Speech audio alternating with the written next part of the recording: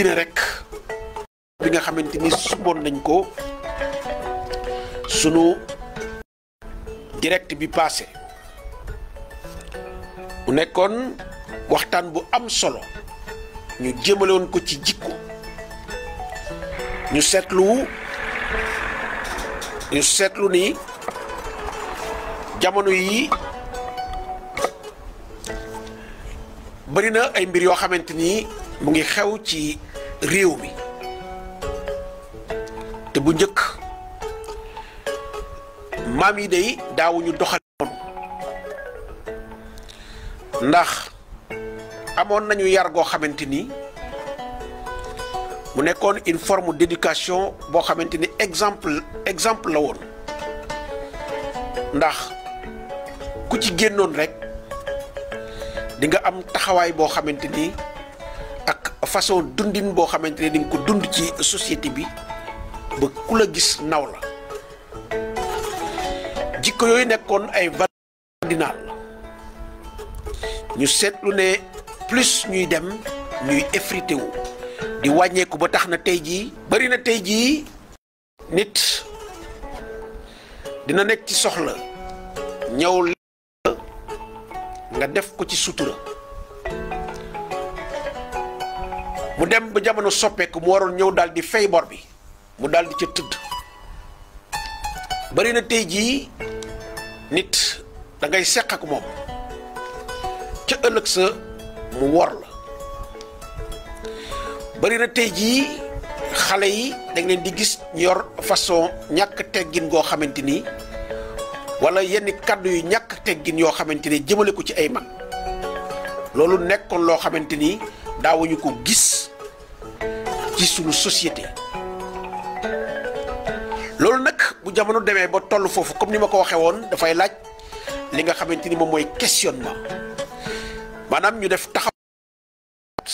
ana lan moo indi loolu lan moo tax yarin bi nga xamante ni moom la ñu xamoon mu nekkoon loo xamante ne ci lañ doon tëgge doomu aadama mu nekk un modèle de citoyen boo xamante ni dina dund ci société bi dundin boo xamante ni danañ ko naw lool ana lan moo tax éducation boobu daal di tumuranke ana lan moo indi démission bi nga xamante ni seetlu nañ ko nemmeeku nañ ko ci ñi nga xamante ni ñoom ñooy waajur yi ma waxoon leen ni éducation dañ koy jàpp ci ñaari pàcc muy éducation bi nga xamante ni ndaw li xale bi bu juddoo daañu ko yar ci kër gi inculquer ko ay valeur fexe ba def ci moom ay jikko yoo xamante ni bu génnee ku ko gis dina ko naw waaye itam ñaareelu pàcc bi dina nekk yar woo xam ci biti dafa nekk ñaari façon bi ci njëkk mooy ca l'école ba waaye itam beneen bi mooy voisinage entourage bi mbedd bi loolu yépp nekk ay école yoo xamante ni seetlu tey jii ne école yooyu le rôle principal bi nga xamante ne rôle fondamental bi nga xamante ne moom lañ waroon jouer ci xale yi loolu tey jii tumuranke na lool sunu waxtaan bi passé waxoon nañ li nga xamante ni moo waral démission parents yi ci biir kër gi ndax tey jii jamono dox na dox boo xamante ni xarala yu bees yi ñu koy wooyee les nouvelles technologies de l'information et de la communication ci mel ni téléphone ci mel ni ordinateur moom mooy le cercle familial te cercle familial ku nekk xam na ne moo nekkoon le fondement base bi nga xamante ni ci la ndaw bi di sukkandiku ngir màggaale ko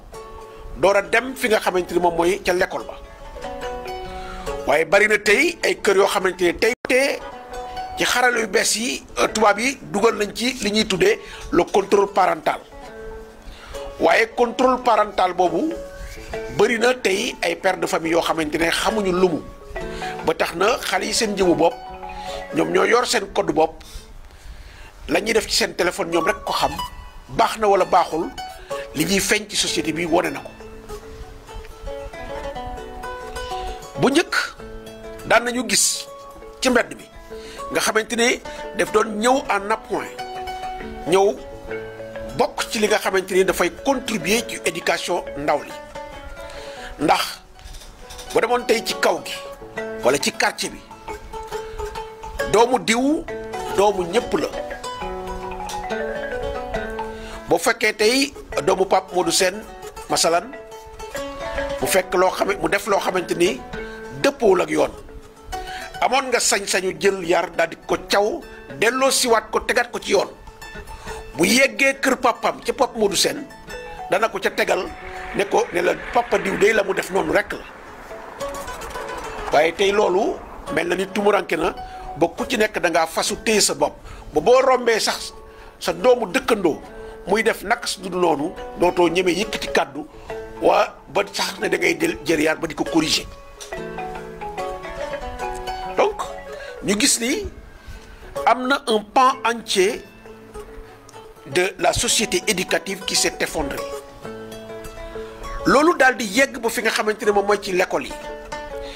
bi passé maa ngi ko doon junj di wax que école espace de socialisation la woon loolu mooy vocation première am fexe ba xale bi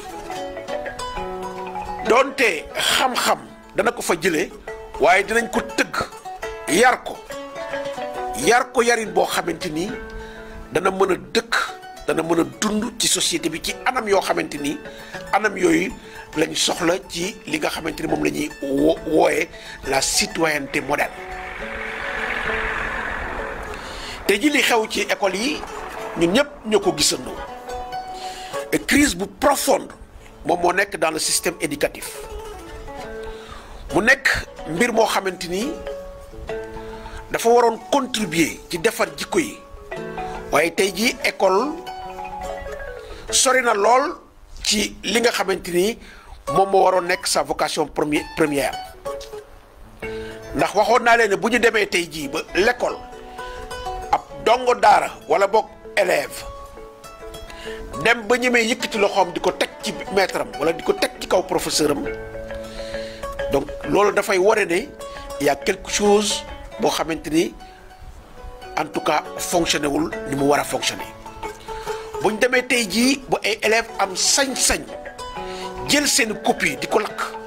am sañ-sañu lakk ay table banc am sañ-sañu jël puso di ko samp ci chaise bi nga xamante ni ci la professeur bi wala maître bi war a toog ngir sàkku ci rek mu am ci gaañu-gaañu ñu xam ne nag jot nañu def taxaw seetlu waxtaan ci suñu biir def lépp loo xamante ni lii nga xamante ni moom mooy ñuul ci soow mi ñu daal di ko ci génne rafetal soow mi ba bu yeggee marché ku ko jënd mën koo yóbbu sa kër suukar ko naan loolu mooy li nga xamante ni moom la ñu war a taxaw parce que école waxoon naa leen ni ci la am réew di baaxe boo jëlee corps de métier yëpp école moo leen formé soo jëlee santé que ce soit le médecin l'infirmier la sage-femme ophtalmologue bi ak toutes les branches yi nga xamante ni ñoom ñoo laal ci santé wér-gu-yaram ñoom ñëpp école a leen formé boo jëlee li nga xamante ni moom mooy l'armée la police la gendarmerie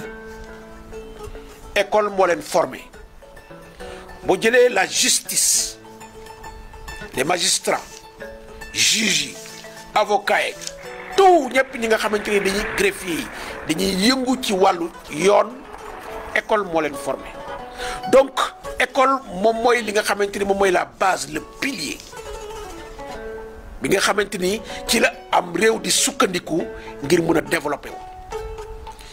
am na boroom xam-xam bu mag président boo xamante ni daf na jaloore ci Afrique muy Nelson Mandela nekk un exemple koo xamante ni parcours am dañ ko war a wone citer ko en exemple pour la jeune génération moom daan na wax ne éducation mooy arme bi gën a efficace pour développer le monde su ma juumul seen foog naa noonu la donc mu nekk loo xamante ni luñ dul natable kooku au moins xam na li nga xamante ni moom mooy njëriñu école lan mooy njëriñu éducation kon mu mel ni lii dafay nekk un plaidoyer boo xamante ni dañ koy def jagleel ko ñi nga xamante ni ñoom ñooy les décideurs su ma waxee décideur mooy ñi nga xamante ni ñoom ñoo ŋànk njàng mi ak njàngale mi le président de la République en premier chef ak tous les démembrements le ministère de l'éducation nationale le ministère de l'enseignement supérieur ak ñëpp ñi nga xamante ni seq nañu école les syndicats les enseignants les organisations de la société civile ñoom ñëpp war nañoo toog waxtaan wax ban type de citoyen la ñu bëgg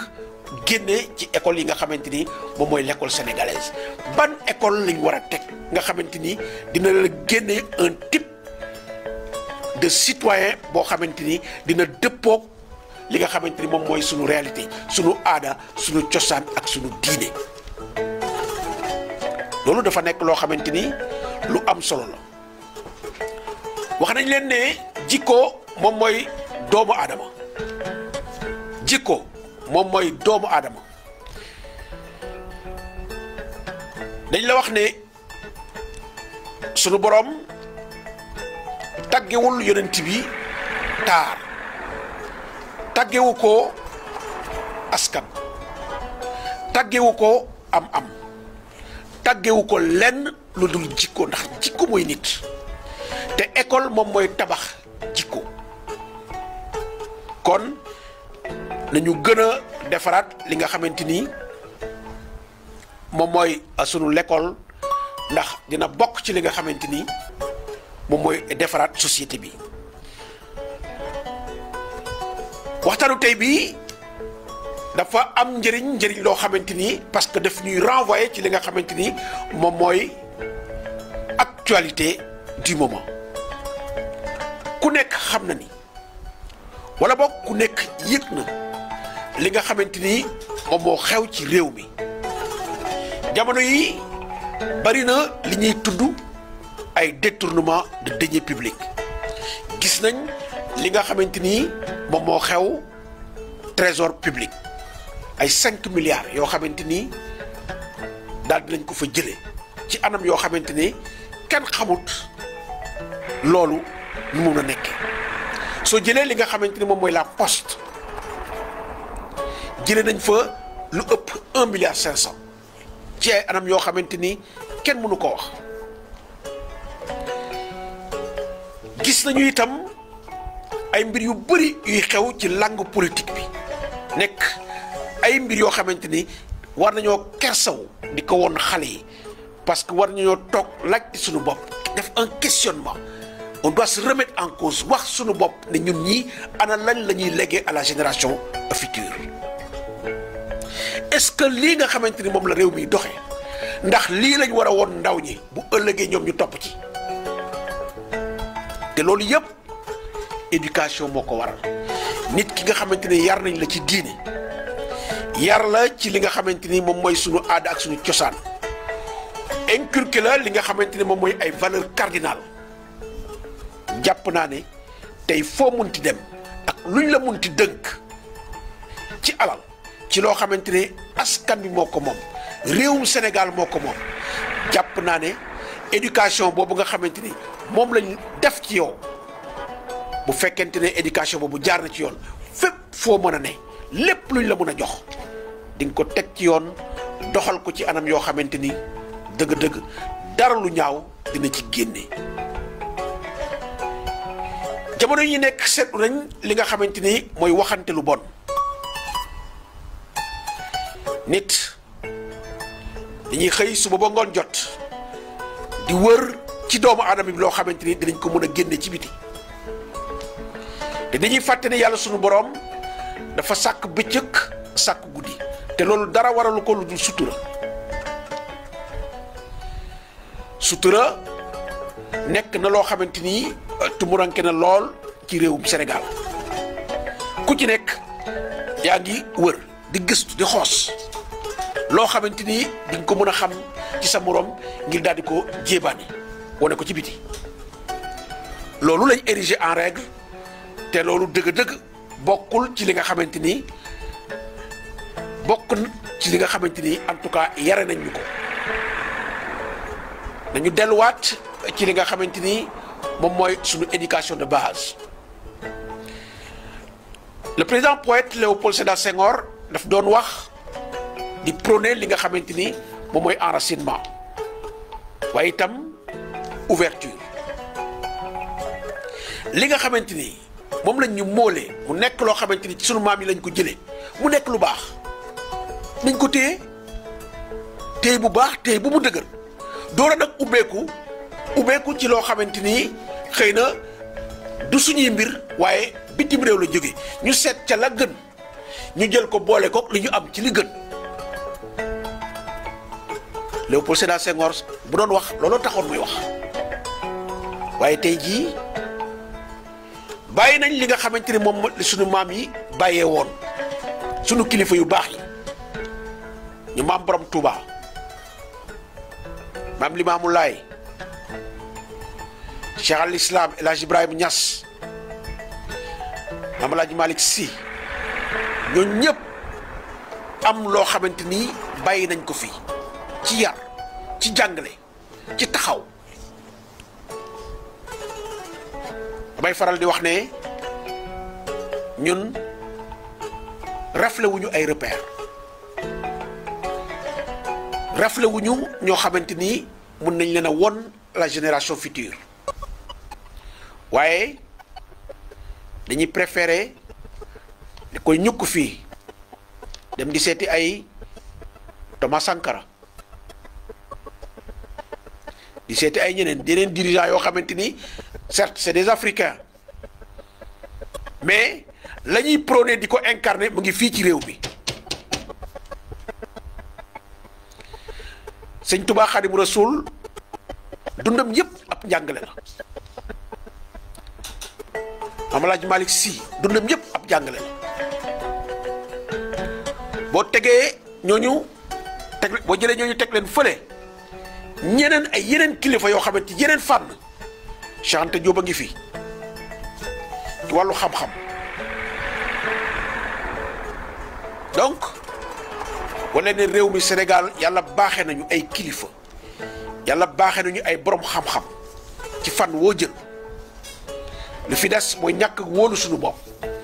ñàkk gëm suñu bopp ñàkk jël li nga xamante ni moom mooy suñu maam yi li ñu tëggee woon mooñañu ko kon nañu gën a góorgóorlu ci li nga xamante ni moom mooy réew mi ndax Sénégal kenn du ko defar li koy defar fii lay jóge di jóge bitim réew te jii ñu ngi wax li nga xamante ni moom mooy criminalisation homosexualité ci réew mi wax ji bari na ñiy wax jaar fii ñiy wax jaar fële waaye ba fa muy mujj li wóor te day tey dëgg mooy loolu mënu fi nekk xaju fi boo ko nanguwul danañ teg sa kaw ay pression ak lay xaalis bañ la doon jox dootuñ la ko jox ak mani loolu yëpp ay caxam la sunu borom may nañu lu ne jox nañu naaj jox nañu ndox am nañu suuf xam-xam baa ngi fi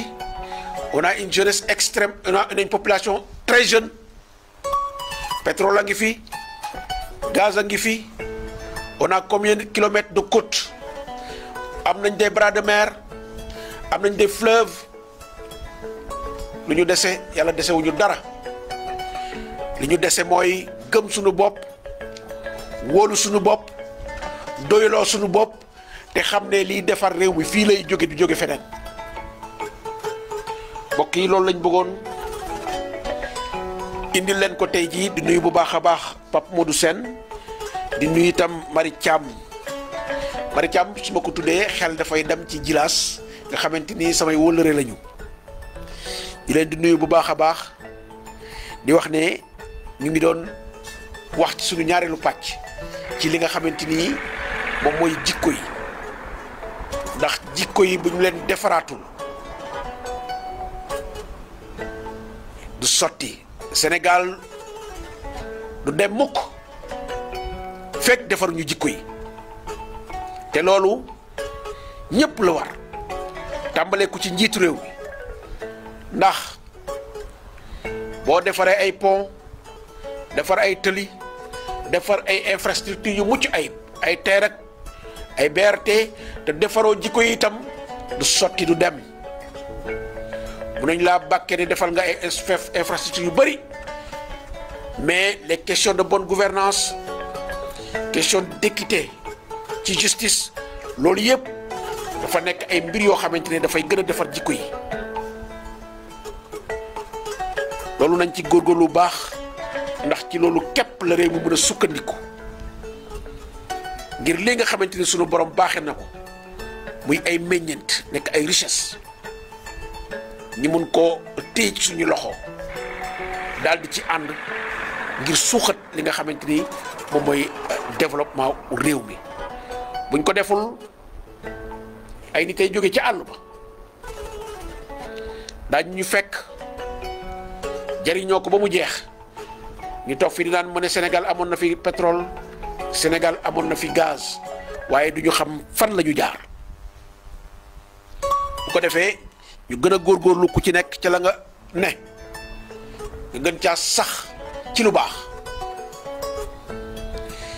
ñi nga xamante ne ñoom la yàlla def ñu jiitu dañu yërëm askan bi ndax daf ci am solo yàlla bu la joxee yenn yi daf laa sas dafa amoon mag ju baax bu doon wax ni ku la jox mbana daf laa séddaleloo ku la toggaloo mbana daf laa séddaleloo kon Sénégal mënul nekk réew bu ndaw boo xamante ni 16 millions d'habitants 15 millions d'habitants nga xamante ni boo jëlee capitale du Nigéria mu ñëpp foofu Paris moo ñu ëpp population nga am réew mu mel noonu am réew boo xamante ni c'est une population qui est très jeune mu nekk un atout parce que tey jii boo demee bitim réew le problème majeur de l'Europe c'est le vieillissement de la population alors que nous on a une population qui est très jeune ñu waroon ko nag def un atout mu nekk li nga xamante ni moom mooy doon donc levier bi ñuy sukkandiku ngir développer ce pays parce que boo amee une jeunesse qui est jeune une population qui est jeune plutôt am suuf am ndox ak yeneen toutes les richesses yi nga xamante ni ñu ngi koy tudd or zircon pétrole gaz am une richesse halieutique donte on sait ñun ñëpp xam nañ ne les licences de pêche ont été bradées voilà et c'est des bateaux étrangers qui viennent piller nos ressources halieutiques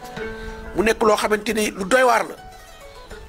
donc dañu gën a góorgóorlu ci réew mi Sénégal nous avons tout pour mën a demal suñu bopp li ci des mooy gëm suñu bopp xam ne liy defar réew mi fii lay jóge waaye du jóge bitim réew bu defee rek donc daañu